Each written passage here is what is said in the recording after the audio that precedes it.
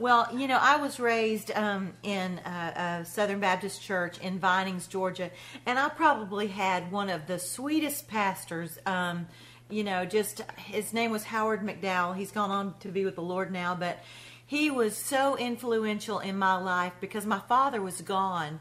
He traveled most of the time during my life, and so my mother would always tease me that I always opened up the church doors. Whenever I was the first one there and the last one to leave, I was always the one to, and she said, I was there every time they opened. But he really found the niche for me to make me want to come was through music. He was a singer and a songwriter, and he found out, that that's what I loved so much. And so he was always bringing me up to sing, and he and I would do a duet just like a father and daughter would do. And he was preaching one day, and I can remember thinking, I want to go to heaven too.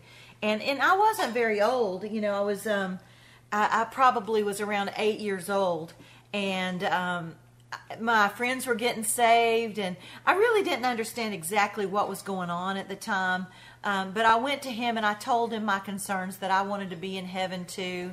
I didn't want to be here and go to hell and not be in heaven when everybody else was there. And he was so sweet and he was so kind, and he took me down the road of salvation, and he explained to me John 3:16 and how to be saved, and I gave my heart to Jesus, and I was baptized, and then that's an early age to quite understand it all, and when you go through the teenage years, you kind of you want to test the waters a little bit. Now, I was pretty sheltered. My father followed me everywhere I went. I remember being at convention, and he would follow me around the corners just to make sure I was okay. But there's just some times when you're a teenager that you just want to wander a little bit.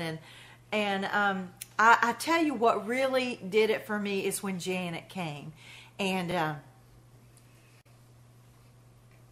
trying not to cry here. She was such a great influence on my life. She was a Christian, and her, just her whole countenance would light up the stage. And I thought, what? That's what I want to be. That's what I want to be like.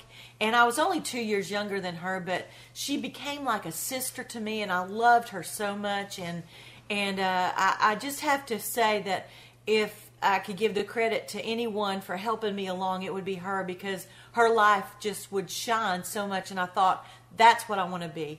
And so when she got there, I kind of rededicated my life, and I can remember my father saying to me, he said, what, you've really changed. And he said, I just want you to know that I'm just really proud of you and how you've changed. And that was just a real turning point for me, and I'm just thankful for it.